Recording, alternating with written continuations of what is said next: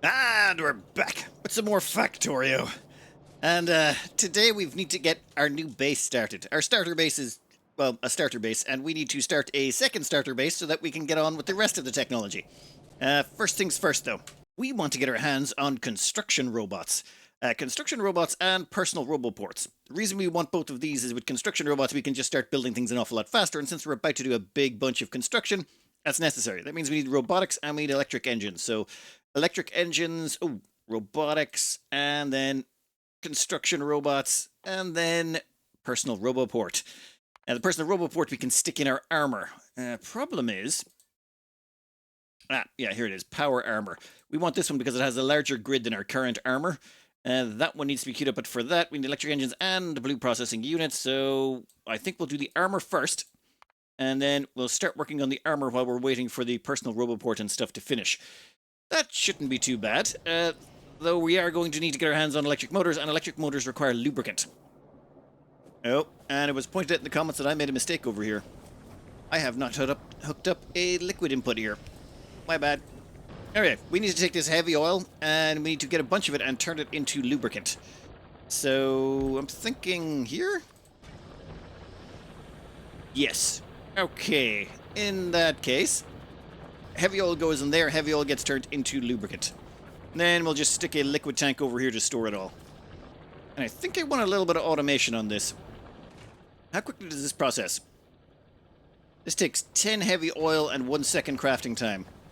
20 or 40 heavy oil and 2 second crafting time. Oh. You see, what I worry about here is that this won't get as much lubricant as you want. We don't really need that much. Oh, I suppose we could just stick a pump motor on here. 1 second, I'm going to redo this. Oh, if you want to move stuff about that's liquid and you're worried you're going to lose it all, the best thing you can do is just hook up a storage tank and it should force it all into the final one at the end. I think. I hope. And then what we'll do over here is we'll just set up... There we go. Now what'll happen is we'll stockpile a bunch of this heavy oil in here. And to stockpile it, we'll just do some simple automation. Sit there and there. Your job. Do not turn on. If the amount of oil coming in is less than, say, 2,000? Yeah, let's say 2,000. Done. This should not turn on unless there's 2,000 heavy oil in there. And then we'll just copy that over to this. Alright, now both of them should stay off, no matter... Yep. Both of them are disabled. And they should stay disabled until this thing gets up to about 2,000 heavy oil. And then we can make sure that heavy oil gets pumped onwards. Perfect. We now should have plenty of lubricant backed up in the system because, well, this stuff won't burn off until we've got a fair chunk of... oh my god, that's barely any heavy oil. We're not really burning a lot of oil right now, but that will improve. While the power armor was researching, got around to making some processing units. So the blue chips, they're a pain in the butt. It's the easiest way to explain it is they're very slow, very painful to make, and they require a lot of inputs. They're super duper expensive. The biggest input is going to be green circuits. These things just gobble them up. It takes 20 electronic green circuits to make one blue chip, which is kind of mental. Also takes sulfuric acid, which is kind of, you know, a pain in the butt to get, and it takes red circuits, which are also pretty expensive. So, oh, I forgot one thing. You need to go down there. Done. Alright, so that's green circuits hooked up there. Then we hook in the red from this side. Red will flow along the outside edge and... Okay, did I do this right? Yes. Alright. So that comes in here and goes across this underground belt. Now, this is a horrible mess. What we're trying to do is keep this as functional as possible without too much mess, but it's almost impossible. Especially if you want to keep the buildings touching each other. Unless you spread them out, it gets really annoying. This whole build was designed for putting in between beacons, so it's a little bit cramped and full of all of these weird... This is called... I think it's called threaded belt? Or weaved belts? Weaved belts, that's what it is. Alright, one last thing we have to plug in, I think, is iron plate. Iron plate comes from over here. The iron plate's only purpose is to make the sulfuric acid. The sulfur gets made by water and petroleum. Oh, I forgot to hook that up too. Let's see. Done. So water and petroleum come in this awful convoluted... Like, this is getting awfully convoluted because we don't care at this point. We're almost done with this base. Starter bases are kind of like that. They get sloppy and messy. Anyway, this gives us the sulfur by bringing in the water and the petroleum. So the water's there, the petroleum's there. That gives us the sulfur. The sulfur goes onto this belt and then gets sent over here. And where is our iron plate? Why is there no iron plate? Yeah, that's there. That's... Oh, my bad. Done. And the iron plate should come in here, and it gets on one side of the belt. The other side of the belt's going to be full of sulfur. And when it gets over to this end, that means we're now finally getting the sulfuric acid. Sulfuric acid gets pumped out here, and it gets sent into all of the blue chip production. That's it. Why are you not on? No red chips? How do you have no... Oh. And finished. Okay, that should give us some blue chips. Now, I'm going to stockpile a bunch of them here because we're going to need them. You guys... No, actually, you can... Actually, that's all we're going to do with them. We don't want any more than that. In fact, we should probably chop this down to a little bit smaller. We don't need anything too crazy. And personal roboports are complete already. That was pretty quick. That means the only thing we're missing is motors. Once we get electric motors, we're fine. And we don't actually have motor production yet, do we? Damn it. One other very useful tip I got that I should really start working on right now is improved mining productivity. Right now, we've got a 10% increase in mining productivity. We up this again to 20%. That means we get, well, more out of the ground for less pollution. It basically reduces our pollution from mining by, well, not quite 10%, but say about 9%-ish. That is a big deal, well, especially long term. So we might as well grab that now, even if it is a little bit expensive.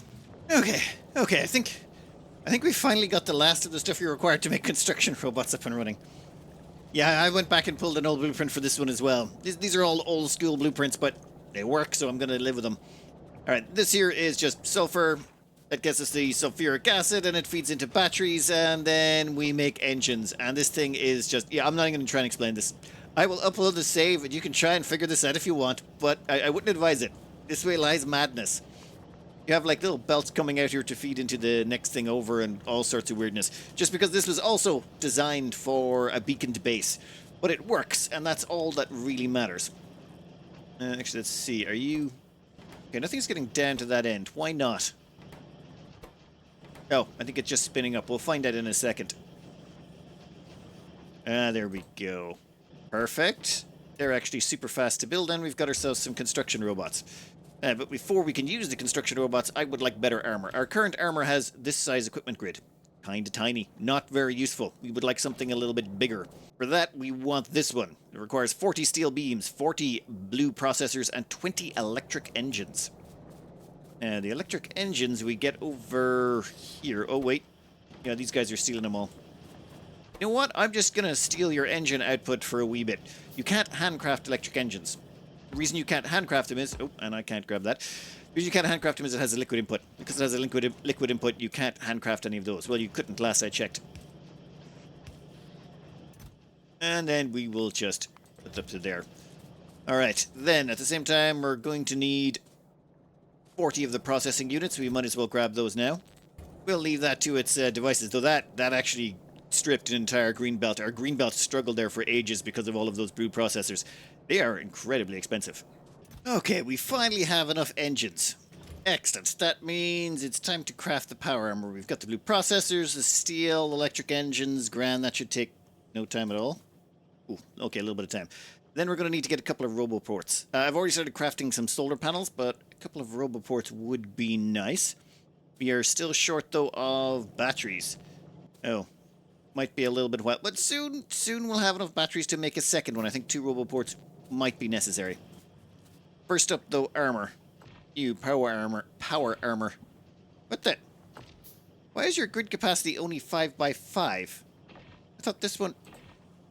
Equipment grid size 5x5, shield capacity 0. Why is the equipment grid the same on both of them? When did I miss that? Oh, wait. I had to click it again. If I change this, it actually stays the same until you... Yeah, you right-click it again. Okay, I wonder if that's a bug you could exploit somehow. Nope. It doesn't matter. Doesn't matter. You, go in there. And the thing is, this has no power, so we need to put in solar panels. And then the solar panels will start to charge it. You can see it slowly building up there. We might need a lot more solar panels. Okay, well, this happened a little bit faster than I thought. What I've done is I've picked up some of the construction robots. The ones we built earlier that were lying around in one of these chests.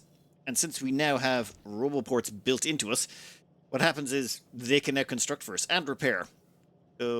Right now I think the sun is down and we need far more solar panels. During the day we need to stockpile a bunch of electricity and then we can run these during the night. We're also going to get a personal battery and maybe some legs for faster movement speed. Okay, all of this was just so we get our armor up and running to the point where it's actually quite useful. We now have 2 roboports, 20 construction robots, and those 20 construction robots can follow us around and construct stuff for us as we do blueprints. I wanted to set up a little bit of a perimeter. The initial plan was to do laser turrets, but I've been advised the cost in power would be so exceptional as to be problematic, at least for now. So instead what we're going to do is we're going to put down a few outposts of, well, basically gun turrets. All we want to do is stop expansion teams. For example, this place here might decide to send out an expansion team and a small group will go out to somewhere, settle down and make a little base. We want to stop them from making bases by plugging gaps. As long as we plug gaps so that they can't get in, that should mean this core area here should be free of any expansions, which is all we really care about at the end of the day. For that, we can do blueprints. Let's try one here. Let's try just a small little setup. This here is my idea for a stampable down little blueprint for gun turrets, just to block off certain areas. It don't need to cover everything, just enough to aggro anything nearby. Let's stick in 2 stacks of ammo. We got 1 solar panel, we got 2 accumulators, and done. In theory, this thing should be able to... Well, okay, it's not going to stop much. Let's be honest here. These things are not designed to stop massive waves. They're just designed to stop scout parties that are trying to look to set up a new base. And then we just blueprint that, and we can chuck that down in a few nice locations. And let's maybe deconstruct this first. Ah, yes. I probably should have taken out the ammo first. At the same time, we've done a little bit of research into the bots. Namely, worker robot speed. We wanted them to be just a little bit faster. The next one is unfortunately a little bit beyond our reach, but hopefully soon enough. Logistics carry capacity. You know what? We'll go with that. Increase the number of items that logistics and construction robots can carry at once. Yeah, we'll throw that on too. Well, and there's an achievement. I have no idea if... Actually, I don't think that works. We've installed that mod to make it light all the time. Ooh, coal's starting to run a bit low. This here is going to be our first location to try this out. We'll just, maybe back a little bit. Yeah, right about there should be fine.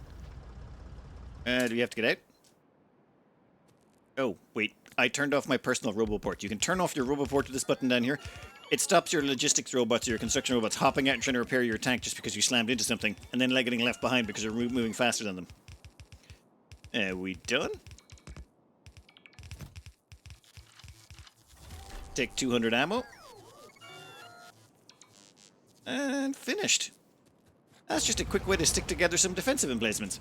We'll put a couple more along here and that should seal this area off, like one over here as well. Well, this has been a productive little travel. We've got defensive nubs here, here, here, here, here, here, here, here, here, here, here, here, here, here, here, and here and here. And one more down here. We still got a few more to go across this section. But basically, yeah, I think it's kind of working. There was an attempted breakthrough here from a small expansion party, and there was a second attempted breakthrough here from another small expansion party. Great, they got stopped. We had to go around and repair the turrets afterwards, but that's all we really want to do, is stop them gaining access to the core. Yes, we're going to end up with pollution spreading out this direction and aggroing those biters. That's fine. All we want to do is just secure the area so we don't have to worry about everything in here, and we can fill this with solar or whatever we want, which should be handy. Oh, and right now, all I'm doing is putting in 100 rounds of ammo. Oh, yeah, there's no sunshine here. Well, when the sun shines, they'll get their ammo. It'll be fine. Oh, I have not covered some of the awesomeness going on here. We have exoskeleton legs. These things increase our movement speed by 30%. And we have enough solar and batteries. I should probably tweak the batteries and solar and exoskeleton amount a bit more to get more out of it. But for now, I'm pretty happy with how it's going. How are we looking there on rounds of mags? Oof. We might actually... I think we might just have enough bullets to finish this off. Yeah, 400. So we can put down 4 more outposts. Yeah, I think we got just about enough. Ah, beautiful. Never done this sort of thing before, but I think we're sealed off. It's probably a dumb idea, but it can't be that dumb, right? As long as it keeps the biters out.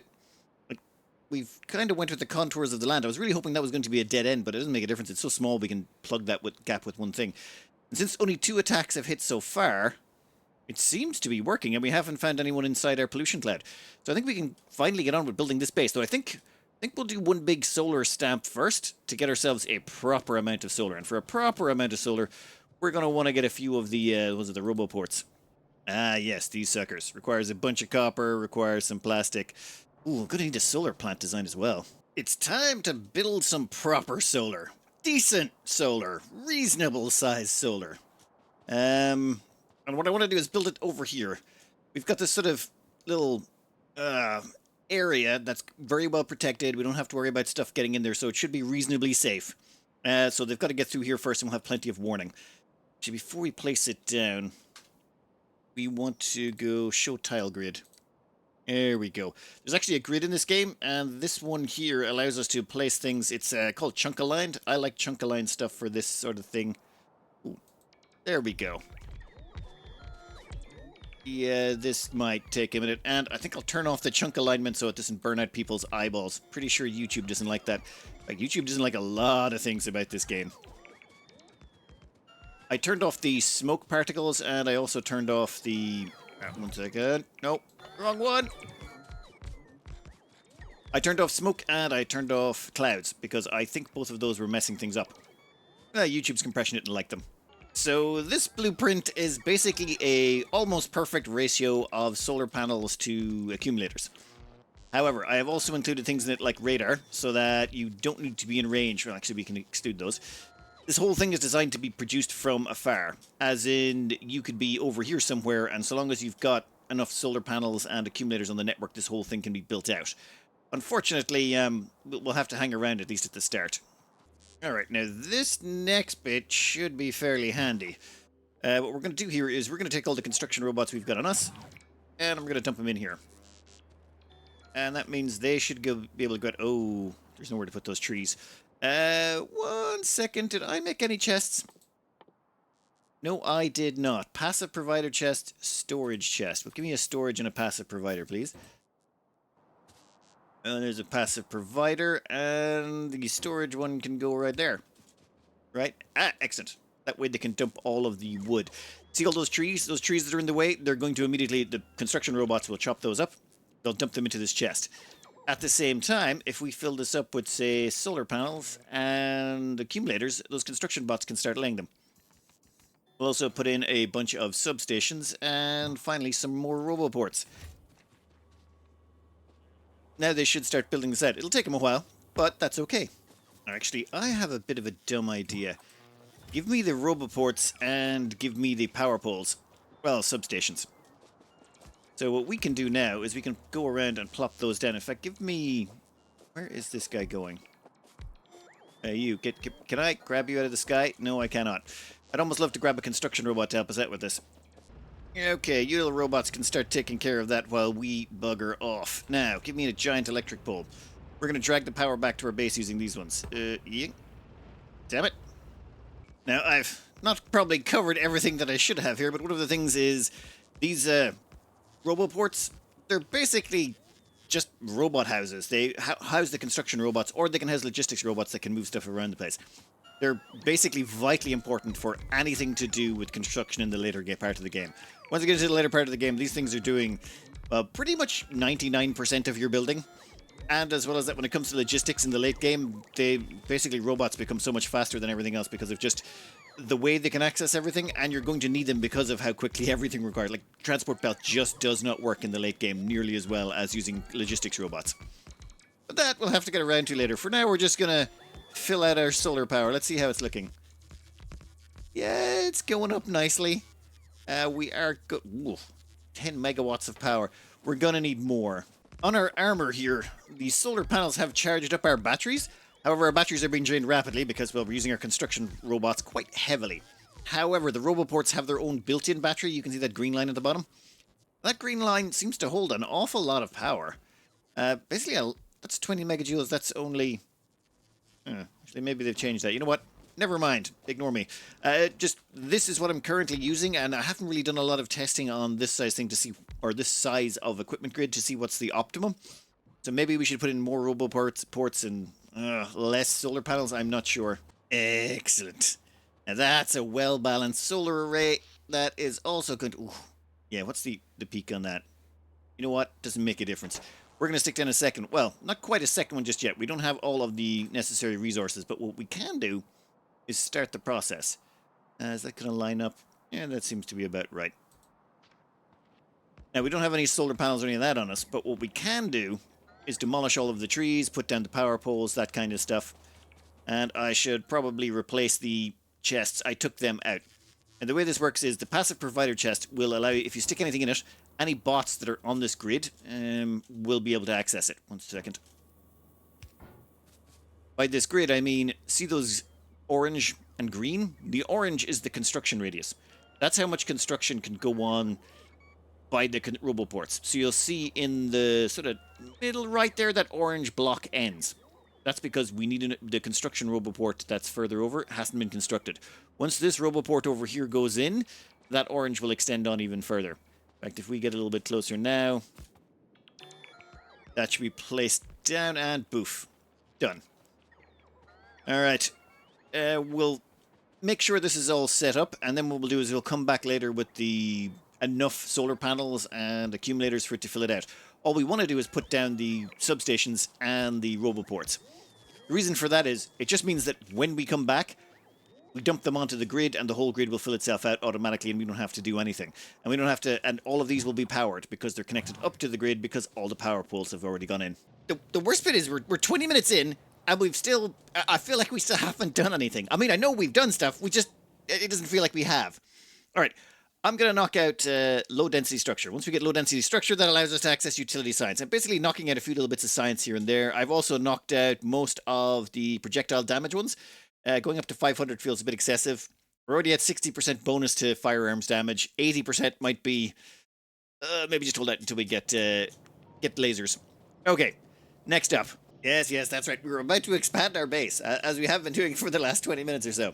But we do need to produce some things. So I've put this sort of like little mini fulfillment center, as people like to call them now. It seems, yes, this is now a fulfillment center. It's no longer a mall. Yeah, popular culture. It's your rooting on things. Anyway, this is electric furnace production. That's because we're switching over to electric furnaces for the new base. We've got enough solar that we can run them. Over here, we've got ourselves our blue assemblers, as in our level 2 assemblers. They're actually short on steel. In fact, the whole system is short of steel at the moment. Then we're going to put down a bunch of medium electric poles. They also require steel, unfortunately. That will be a little bit slow. How many of those we got? Not enough. And then over here, we've got ourselves our blue inserters, of which we have oodles, because they're pretty quick and cheap to make. The whole reason we've got a bit of a steel bottleneck right now is because of solar and our capacitors. I'm going to let these finish out. We only need about 146 solar panels and 34 capacitors, and we should then have finished that second solar blob down here. And all of those warning symbols will go away, which would be nice. Oh my god, what the hell? Cliff explosives are locked. To get cliff explosives, you need to get your hands on calcite, which appears to be locked behind Volcanus? Why? You're telling me I can't blow up cliffs? That's not fair.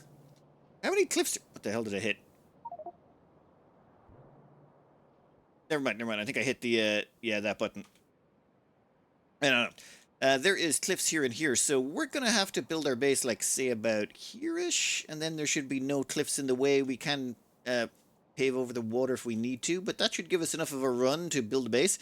There's no cliffs in here. We should be able to, but that's just awkwardness. Yeah, no, we'll manage. We'll put our base in here somewhere. I need to start clearing some area. Before we even begin to place the first brick of our new base, we need to look at an old base first. This here is a very old base, but this is a standard smelting setup for the late game. You basically have a couple of productivity modules stuck into your smelters, and you have it all surrounded by speed beacons. And with all of that combined, it just takes a bare 13 smelters to fill an entire transport belt of blue transport belt. That's kind of mental. So what we want to do is basically prep for this. So while we're building up our new base, we want to make sure that it's upgradable to this without too much pains. Before, what we used to do is we just put down regular smelters with coal, but we want to avoid that. We want to avoid the pollution penalty and go with efficiency moduled smelters to start, and then later on, once we've secured enough space, we can upgrade to the point of we don't care about pollution at all because we've killed all the biters in the surrounding area. But that's going to take a while. So what we're going to do is take this base and or this design, and somehow make it upgradable without making it too much of a pain in the butt. And this is a cheaty test map. Yeah, I've tested a bunch of stuff on here. I found the old test save, and I'm like, what the hell is this? It doesn't make a difference. Anyway, this here is a smelter array. The same one as before. We've got the speed beacons in. We've got the smelters in. We just haven't installed any of the modules. This thing's going to smelt really slowly. In fact, this is only going to fill about 0.6 of a yellow belt. Never mind a blue belt. Due to the creative mod we have installed, we have these things at the front. These things are matter sources. It allows us to just spit out iron ore as we need it. And at the end, we've got void matters, or matter void. This allows us to get rid of stuff. This is just really handy for testing. We also have super poles for just making sure that everything gets powered as necessary. All we want to do is figure out how to mutate this into something that's more useful early game, and then can be mutated into this late game. So what we want to do is get rid of this. This entire row can go. Get rid of all of these beacons that improve everything around them. And instead, since we're not going to be using those for ages, replace them with these electric furnaces. And then somehow get this electric furnace to work along with this one in tandem without somehow messing it up.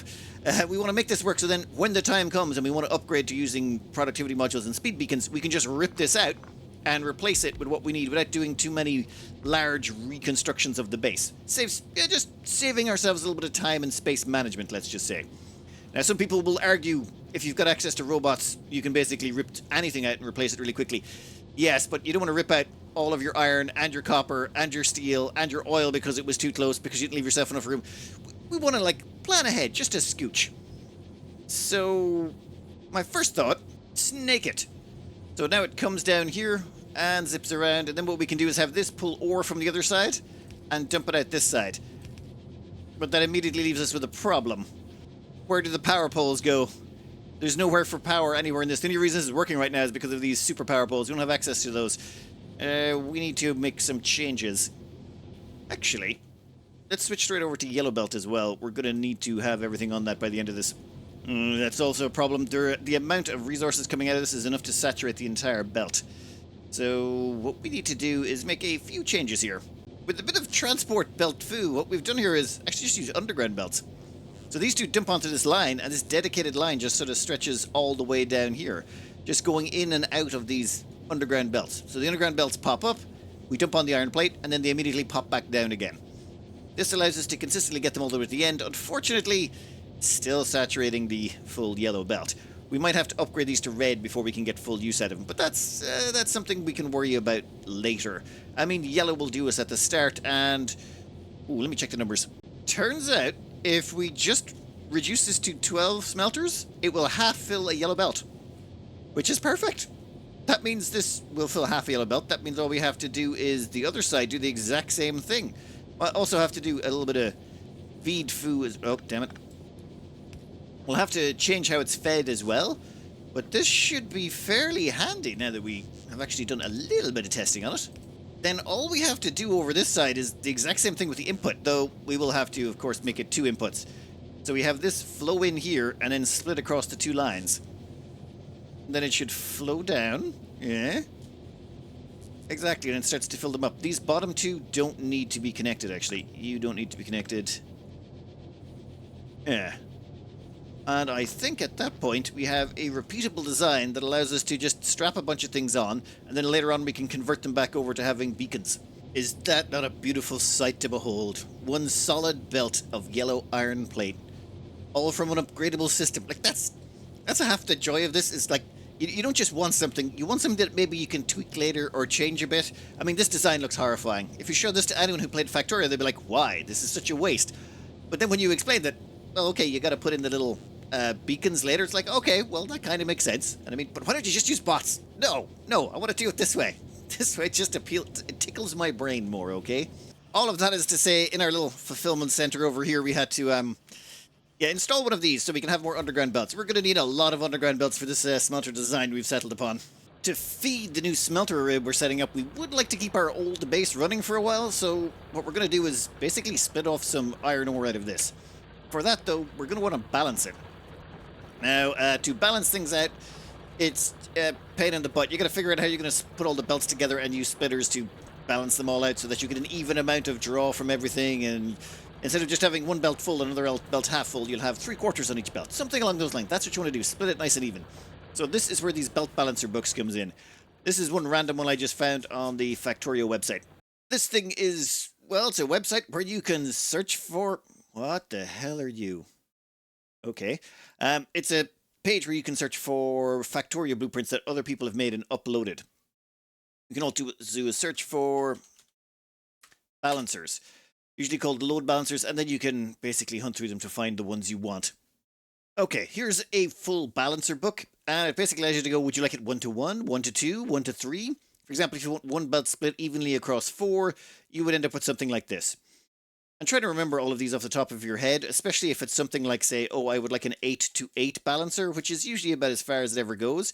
This is what an 8-to-8 balancer looks like. If you can figure that out at the top of your head while you're plopping things down without having to go get a blueprint, you probably have some sort of undiagnosed condition that's helping you, because there's no way no, just no. But this does yellow belt. This one also seems to do red, and does it also do blue? Yes, it does blue belt as well. And finally, nope, just goes all the way up to blue. Perfect. But anyway, this is where we found this blueprint here. Then what we'll do is say we're going to have to make sure that this all evens out very quickly. So you go forward here. You go forward here. It'll split it up between the 4 lines, but we don't actually care right now. You can also come down here. And I'm out of transport belt. How? How did I manage to do that? Okay. 800 more transport belt. Perfect. Now, you. Yeah, you're going that way. And you can... Actually, we don't need you flowing into anything. Done. Then what we can do is extend this guy on. And this guy can go up here. So now you'll notice it's taking evenly from all 4 rows. You'll see each one is moving a little bit, despite only having 1 output. So this allows you to spread the load of 4 inputs across 1 output to make sure you're drawing evenly from all your mining, which is just handy. It's really useful. Are all of you, all of you are efficiency moduled. Exit. Then what we can do is actually get rid of this. We don't need you, and also get rid of that. That means we can pull down a second transport belt, and we know that it's going to draw completely evenly from both sides.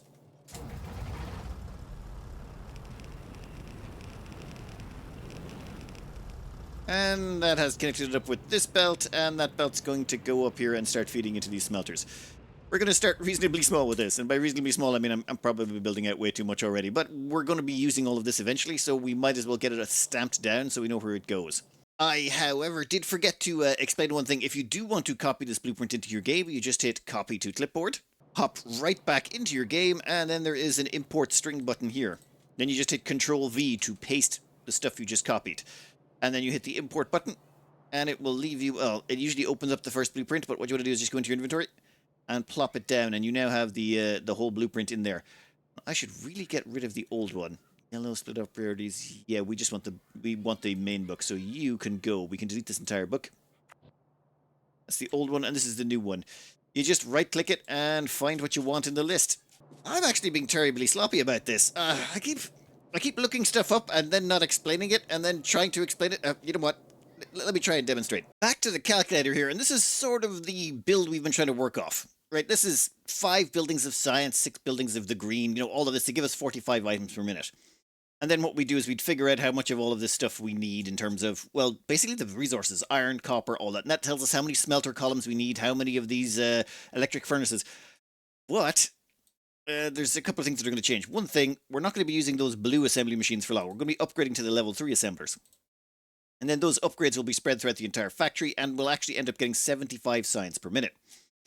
And then if we go down through here, we can actually pull out how much resources we're going to need. Oh, steel's unticked. Sorry, 1 second. For example, it seems like we need 9.4 belts, or yellow belts, of iron plate. However, if you rip out the steel, it actually drops down to 4.2. So you need about 5 belts of iron plate will completely take care of our needs. Well, that's assuming you're using yellow belt, and this is where it gets all sorts of confusing. But here's some notes I made. For 75 yellow science, we need 2 belts of steel, 5 belts of iron plate, 7 of copper, 2 of coal, 1 of stone, and 1 of brick. Now, this is assuming that you smelt the brick and turn it on stone. It's not actually including the basics, as in, if you take all the stone on top of it, you know what? Not important. But then, we pop through the settings here. What's going to end up happening is we're going to start putting productivity modules in all these. It increases the productivity of it as in, oh, this increases it by 10%. And assuming you put in 4 of them, it'll increase the productivity by 40%, meaning every time this completes an operation, instead of producing 1 science, it'll produce 1.4. So every, say, 2.5 operations, it's going to produce an extra science. Then over here on the beacon side, we're going to surround these things with beacons, and then we're going to cram speed modules into them. And these speed modules will speed it up, so the whole thing will actually produce an awful lot more science and get the productivity bonus on top of it. The combination of those two is kind of huge, because you're getting free items. You're basically getting 40% free items out of this, but you won't be just doing it with that. If you go in here, we can make a bunch of settings. We'd like to say the default module and everything that can take it is productivity modules. And the default module in every beacon is speed modules. And we're going to make sure there's 8 beacons surrounding everything. That's why the designs are always the way they are. Then if we pop back over to the factory, we'll see our average science level will be 487 science per minute, and we'll be consuming just gobsmacking large amounts of resources. Now, will we get here at the end and actually max out at 487? Improbable. We'll probably leave the planet before then, it seems. I've been reading the comments, and there is some planetary, but we prefer to have it set up in advance. So then what I do is I'll go through here and I'll check to see, well, okay, this is how many belts of that we need, but at the same time, by the time we get there, we're no longer going to be using yellow belt. We're going to be on to blue belt, the express transport belt. That changes the numbers slightly. So iron plate would be 3.9 or 4 belts, or basically it's all here. 2 steel, 4 iron plate, 6 copper, 2 coal, 2 stone, 1 brick. So knowing that this is probably where we're going to end up, we just have to make sure that the place we start at can easily transition to that without any problems. For example, we need 7 copper up here and 5 iron plate. But what if we say transition one of the copper and the iron plate over to making steel later on, so that even though we start with 1 steel, we could switch up to 2, something along those lines. We want to make sure we have options. So knowing all of this in advance just means it's easier to plan out. So when I'm doing stuff, I might not mention it, but I have actually planned out a bunch of this stuff in the background, so I don't just know where we're going in the next minute. I know where we're going, like, when it's coming up to, like, the end game of this particular planet. Actually, who am I kidding about end game? That's not even 1,000 science per minute. That's small fries. But that's sort of like the, let's just say it's the intermediate level. It's when we'll be off our starter base and into our more, before the mega base. In between the starter base and the mega base is that intermediate one. I don't know what you call it, but we'll just stick with intermediate for now. Anyway, I'm going to plan out a big smelter column here for everything we're going to need. Sticking with our theme of cramming it into the beacon smelter array, we've done our steel pretty much the same way. Iron ore comes in on one side, and then it's basically just a direct feeder. Now later on, this is going to become inefficient once you put productivity modules in there, but there's stuff we can do to fix that later on. For now, we're just going to let it run its course. But that basically sorts 2 out of the 3 things we need. Well, 2 of the 4, I suppose. Oh, we're going to need oil as well. There's always so much to get done. We need to get copper in as well. Oh, this is how much copper we're going to need. That is, we're going to need slightly more than that when we go up to the max. Okay, we can work with this. We'll just start small, I suppose. Start small. There's a lovely, delicious copper patch right here. This is in between our solar and our starter base, so we should be able to plug that into the grid nicely. We're still using transport belt here because, well, trains would just take too long to set up otherwise. Yeah, this is the fast way of doing things. Think about that for a minute. This here is just a standard setup. What we're doing is putting the power poles in between these miners. There's actually a little bit of a radius around them. They basically mine everything underneath them and everything within a 1-tile radius.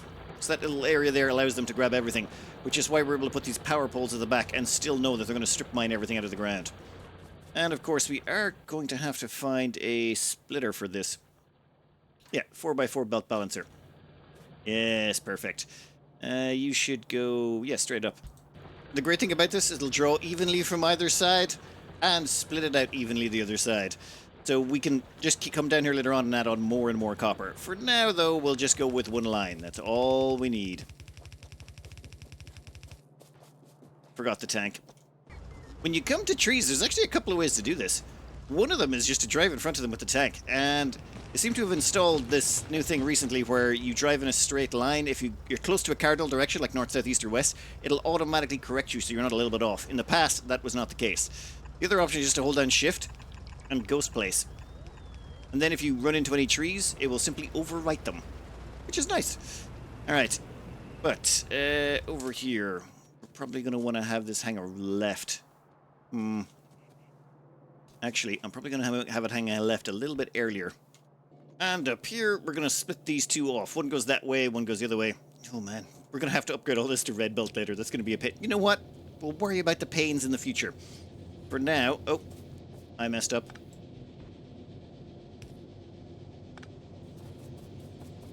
There we go. And I forgot to install all of the necessary efficiency modules. Perfect.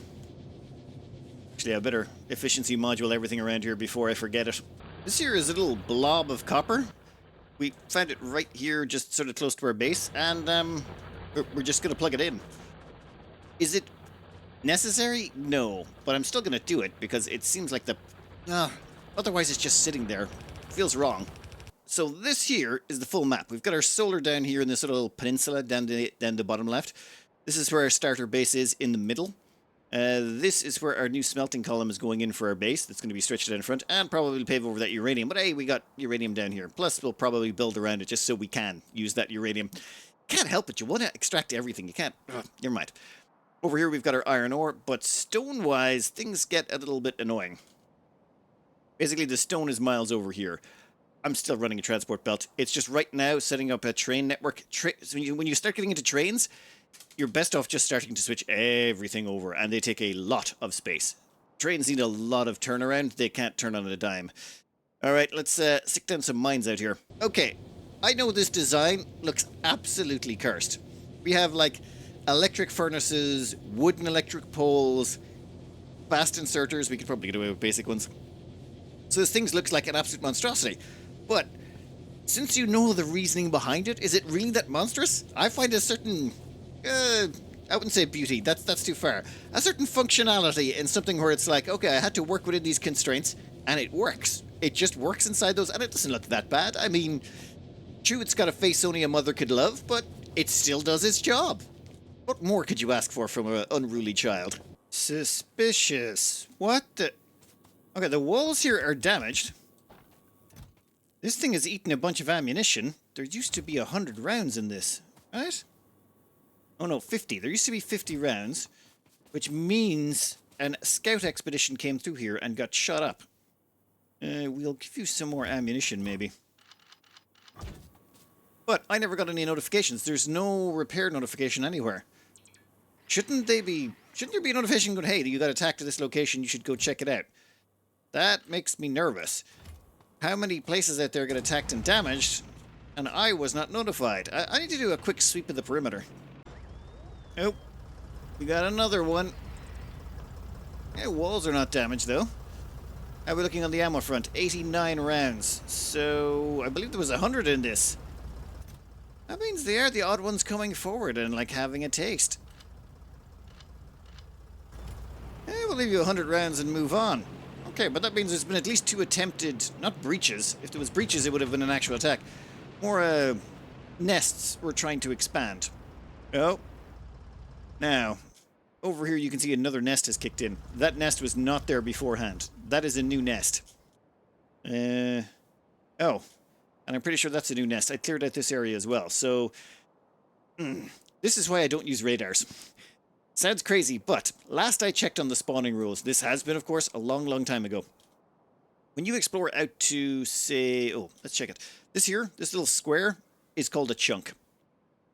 And last I checked, if you explore out, any chunk you can see has been rendered. Anything 2 chunks beyond that, so this chunk and this chunk, these are all both...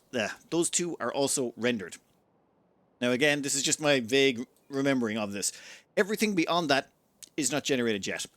The map is already preset, and once you explore it, you'll see what's there.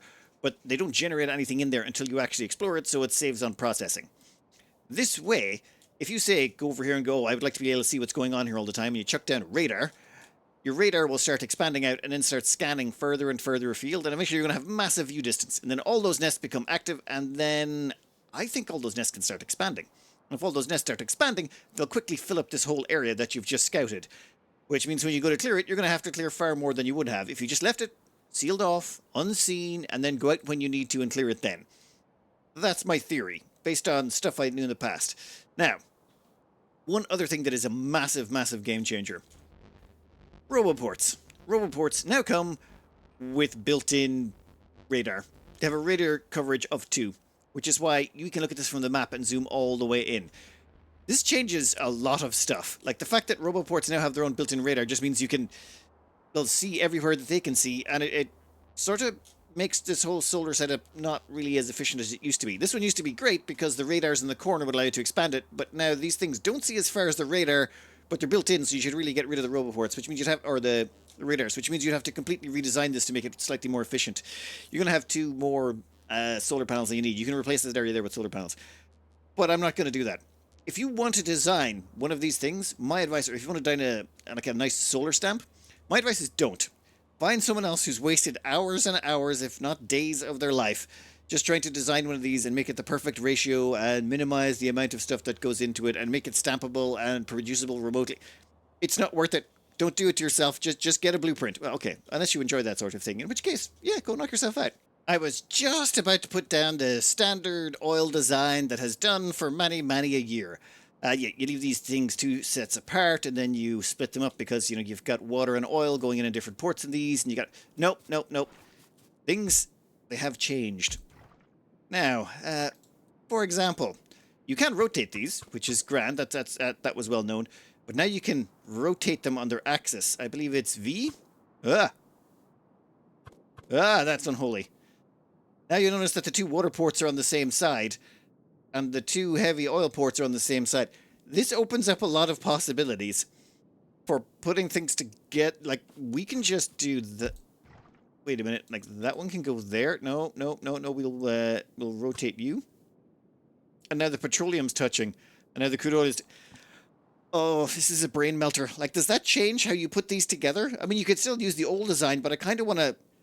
Yeah, sorry, I'm going to go off into a test map and design new oil. I can't not. That's too good. This was mentioned in the comments, but until I used it, it's like, yes, this opens up so many options. We could compress down all of these oil wells into oil refiners into a much smaller ball. Ooh. Also, do you have any more oil around the place? Actually, I think we got about enough.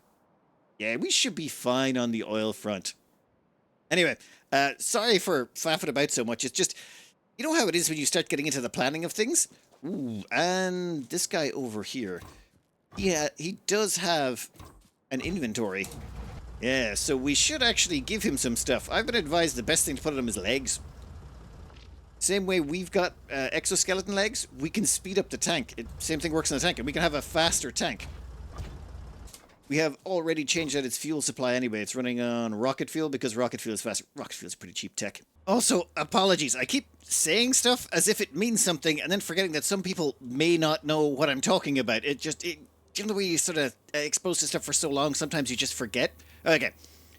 I keep saying perfect ratio between solar panels and accumulators. The thing is, days and nights on the planet are always the same. The length of day, length of night never changes. So what people did is worked out how many accumulators do you need with how many solar panels to fully charge the accumulators during the day and then have them fully discharge at night. So this way you have like the perfect amount so that if you're using all your power, you'll just barely be on top of it with the balance of solar panels and accumulators.